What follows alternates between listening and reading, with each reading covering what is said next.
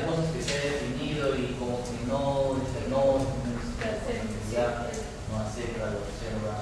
Observa, puede observar, no es que no pueda aceptar, no puede dejar de reconocer aquellos resultados, puede hacer observaciones sobre el resultado, decir es que esto no cumple con la especificación técnica, es decir, sabes que tienes que volver a hacerlo porque no cumple con la especificación, pero no puede desconocer los actos que ha asumido el inspector de la obra. Claro, pero si quedamos en un acuerdo con el inspector, por ejemplo, de usar un tipo de sinónimo, ¿no? Sí, lo que mostramos al inspector y quedamos de acuerdo. Pero viene el supervisor, no, el supervisor tiene que ser solo, ¿no? Pero tendrá que acreditar en todo caso que el acuerdo que han tenido ha ido en contra de las especificaciones técnicas. En la medida que acredite que ese acuerdo ha ido en contra de las especificaciones técnicas, podrá ordenar que esto sea deshecho y nuevamente construido. Pero si no se puede acreditar eso, o como contratista tendrá que acreditar que eso cumple con las especificaciones técnicas para no tener que estar sujeto a lo que establece el supervisor. Este es el caso de una obra empieza sin el supervisor, porque el inspector es de identidad. Pero lo que la obra tiene, por cuantía, tiene que tener un supervisor, no vale por el inspector. O sea, cuando lo hacen así, se lleva la obra hasta que vaya el supervisor, porque si no, no está cumpliendo. Lo que pasa es de que la norma señala que la obligación de la entidad es colocar a un inspector o supervisor. Y señala también que será obligatorio nombrar a un supervisor cuando el monto del contrato sea superior a la ley de presupuesto social. Pero no establece qué va a pasar si se no cumple con eso. ¿Qué pasa si la entidad no nombra al supervisor? No dice la norma qué pasa. No dice. Pero si ha cumplido con nombrar un inspector. Y lo que la norma le exige es toda obra contará de modo permanente y directo con un inspector o con un supervisor, quedando prohibida la existencia de ambos en una misma obra. Lo que plantea, señores, primero un inspector, ¿por qué? Porque en la práctica se dan miles de supuestos. Cumplí con todos los requisitos para que se inicie la obra con el contratista, sin embargo, he tenido problemas con el supervisor y no puedo todavía cerrar el contrato con el supervisor y la obra la tengo que iniciar. Ante esas circunstancias, la entidad tiene que salvar esa situación. Y lo único que le queda es nombrar un inspector de obra. Porque no puedes iniciar una obra sin nadie. O tienes un supervisor o tienes un inspector.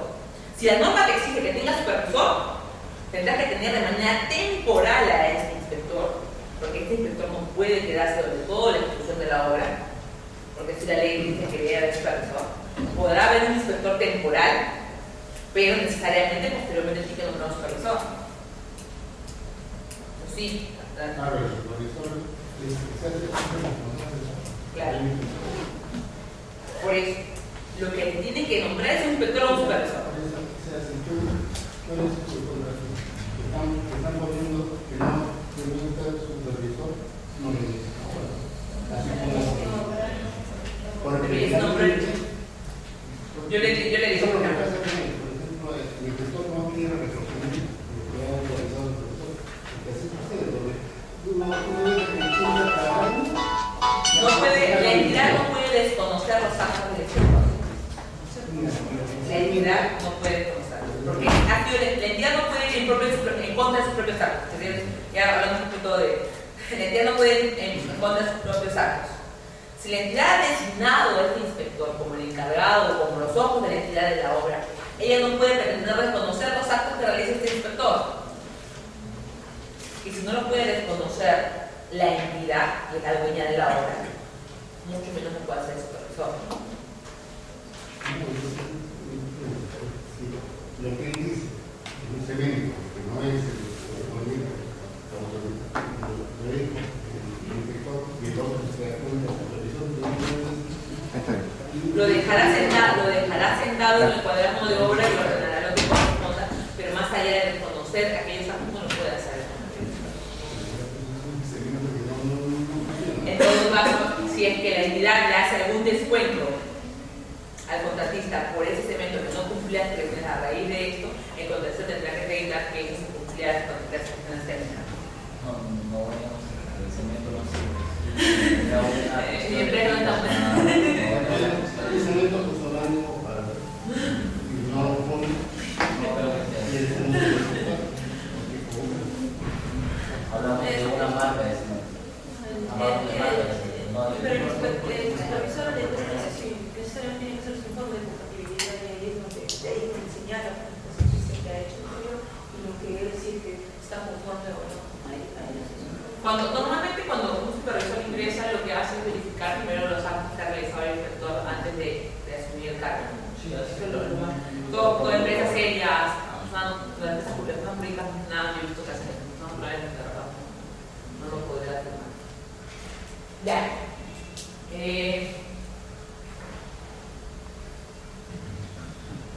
Hay mayores prestaciones a una supervisión se le puede pagar mayores prestaciones por el mayor tiempo de ejecución de sus servicios.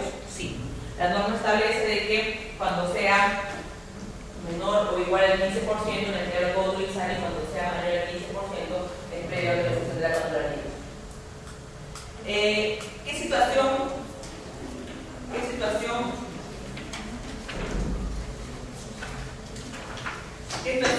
se presenta acá?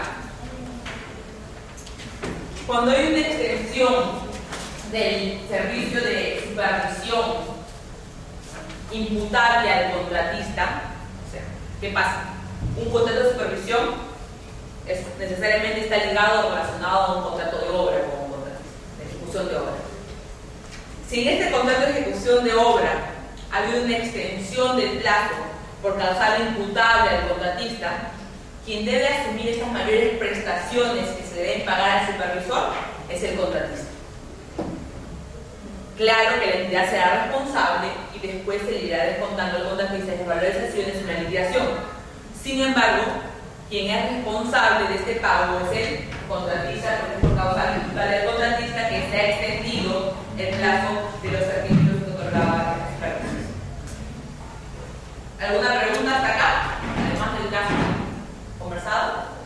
Si en el caso fuera de que el contratista no fuera por el contratista en sanción de plazo, La entidad tiene que asumir, la entidad aprueba hasta el 15% y mayor al 15% aprueba con aprobación de Contraloría. Para su servicio también. Para la supervisión. Hay un artículo del reglamento que dice para el 25% también. El tema es, debe haber 190, ¿qué es este?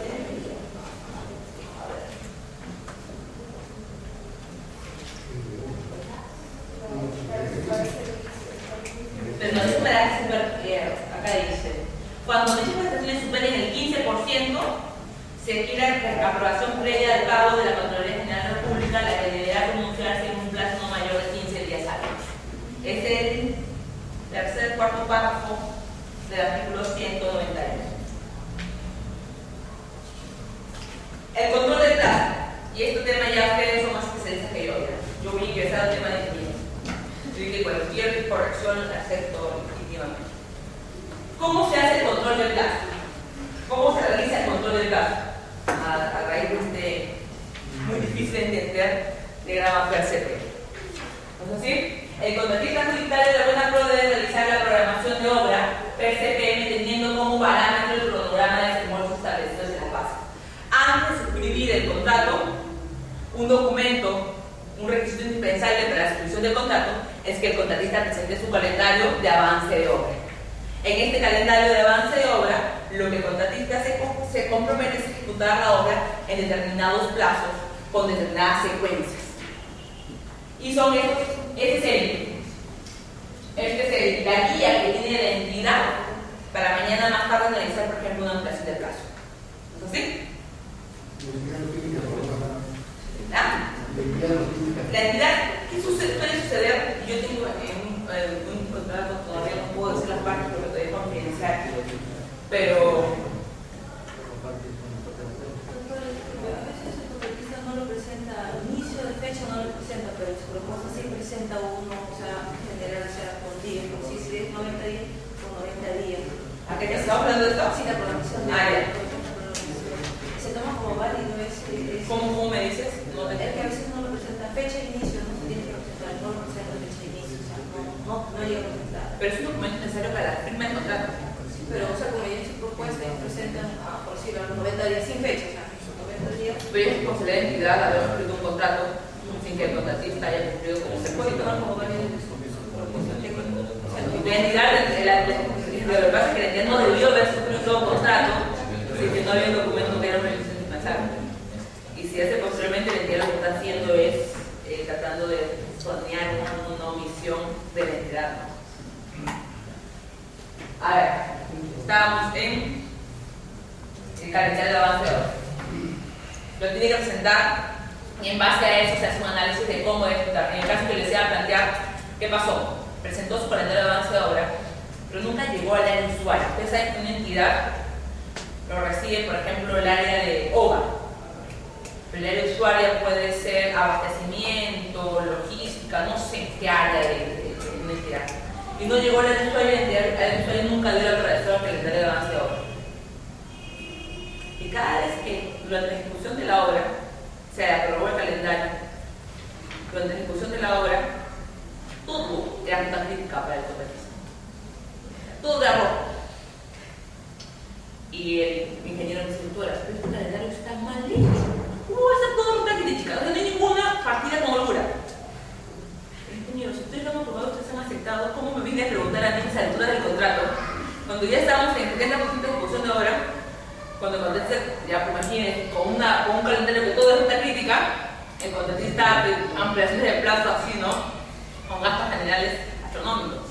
Y le digo, ¿cómo a esas alturas le dio ingeniero me va a decir que este calendario no sirve? Yo no puedo ir a la audiencia y decirle al tribunal, oye, el calendario no sirve porque no puede haber una obra con toda una crítica.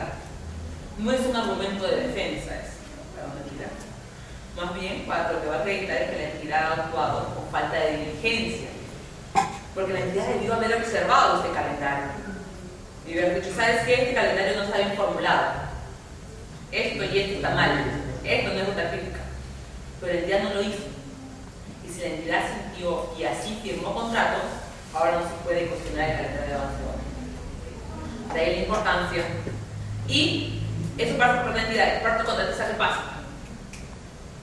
Cuando va y le pide una ampliación de plazo y le dice, oye, yo lo único que hago es, cuando ya todas las formalidades se han cumplido y tengo que entrar al tema de fondo, es decir, oye, yo tengo que analizar en una ampliación de plazo si se afectó la nota crítica, sí o no. Es lo único, el tema de fondo. Si es una parte que tiene holgura, y tú, no es que yo necesito ejecutar esto para poder ejecutar la partida de asfaltado. Pero si tú no lo colocaste así en tu calendario, si tú hubieses colocado esta partida era una partida que pertenece a la crítica, que era necesario ejecutar de manera previa para que tú puedas cumplir con el asfaltado, tú tuviste que haberlo establecido bien programado así en tu calendario, pero tú no lo hiciste. Y el que se tiene como válido ese calendario de contrato o aquel que esté actualizado con cualquier ampliación de plazo posterior. Ahora no puedes pretender acreditar al tribunal, tribunal, ¿cómo yo pongo el asfaltado si no pongo el entrenamiento abajo? Estoy hablando, no sé si los pequeños me quieren cortar, pero a ver. ¿Cómo hago la base si no cumplido con la subbase, por ejemplo? No sé. Te digo, pero eso que ustedes consideran que parte forma de la parte de la crítica no fue plasmado así en su calendario y por tanto no me pueden pedir una ampliación de plazo por algo que no fue plasmado de esa manera en el calendario. Con lo cual, la importancia de los calendarios antes de la ejecución del contrato. Y un tema que conversábamos justo con Alfonso hoy en oficina, ¿no? ¿Cuál es nosotros como parte de la entidad? Si me ponen como contratista, como abogado, vamos a ponerme la camiseta que tengo encima, ¿no? Pero, ¿cuál es? ¿Por qué hay tantas controversias en relación a ejecuciones de obras? La mayor cantidad de ejecuciones de obras, todo el mundo se queja de los técnicos, una calamidad. ¿Ya? Todo contratista dice, no, yo no puedo ejecutar porque ese expediente técnico no servía. Estaba defectuoso, me piden inclusive como pretensiones que el tribunal declare que el expediente técnico era defectuoso. forma tendríamos nosotros como entidad? Yo digo porque hay más entidad que contratista, para salvar el tema. En todo caso, hacer una declaración del contratista al inicio de la obra que dice, ¿sabes qué? Declaro que el expediente que me están otorgando es conforme con la ejecución que voy a realizar. Estoy conforme con el contenido del expediente técnico. Para que mañana más tarde no pretendan traerme abajo mi obra en base al expediente técnico. Porque lo que hacen es eso. O sea, ¿sabes qué? El expediente técnico no incorporó esto ya necesario. ¿Por qué? Porque lo que pasa con los contratistas, y es un efecto que yo he visto por ingresar en proceso de selección, nunca van a la obra o al lugar donde se va a realizar la obra. Realizan el expediente técnico en el escritorio y no es lo mismo irte a la obra, ver cuál es la situación actual de la obra, porque ese expediente puede tener su antigüedad. Y tú no sabes que en 2 años puede haber llovido y haberse desaparecido la situación en la cual se encontraba ese expediente técnico al momento que lo elaboraron. Y recién en base a esta situación actual en la cual se encuentra la obra, realizar una propuesta. Esa es la falencia por parte del contratista. A veces cuando que va, revisa toda la obra, pone sus observaciones, y la entidad contesta que todo está bien y se encuentra con los contratistas que todos entran a un 90%. El contratista que reclamó que la obra no salió nunca, no vale. ¿Qué ha pasado? Las compañías, lo que pasa es que ahora no tienen personal o ingenieros en la empresa que van a ver las obras. Todos, sí, ahí está Google Maps y ahí está, ¿no? No hay tiempo para La cantidad de cosas que se necesitan calidad. Por eso se paran modificando el elenco de cada rato. La relevancia del cronograma se identifica las actividades, se determinan duraciones para las actividades, se establece cuáles son predecesoras, sucesoras, cuáles son dependientes, se establece secuencias, se construye la red de secuencias. Esto es lo que da la ruta crítica, aquellas partidas que no tienen holguras. Andará un poquito rápido.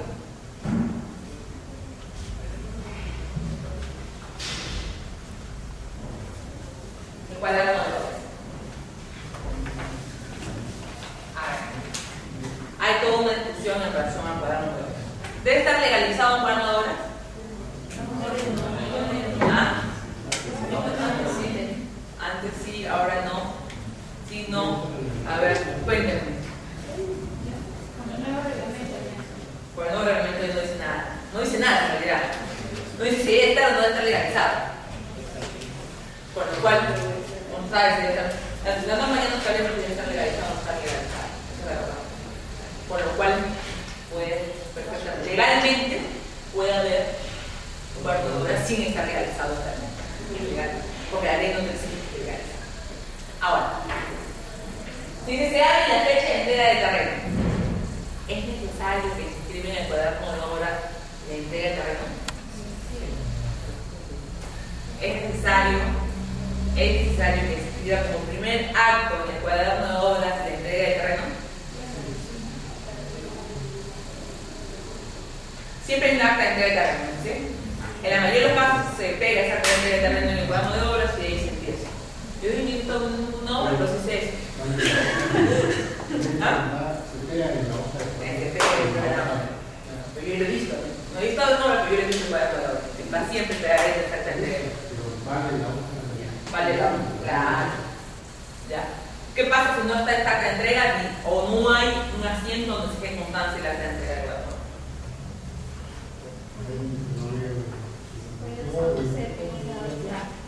Se puede conocer. ¿Y si hay el acta? Si existe el acta está suscrita por todos. Hay acta. Lo que pasa es que la discusión es en lo que establece la norma. En lo que establece la norma en relación al cuaderno de obra. ¿Ah? No está en el cuaderno. ¿Ah? Sino que es Dice, en la fecha, el artículo 194, que tiene la norma. En la fecha de entrega del terreno se abrirá el cuaderno de obra. En la fecha de entrega del terreno se abrirá el cuaderno de obra. La norma no exige que se pegue la acta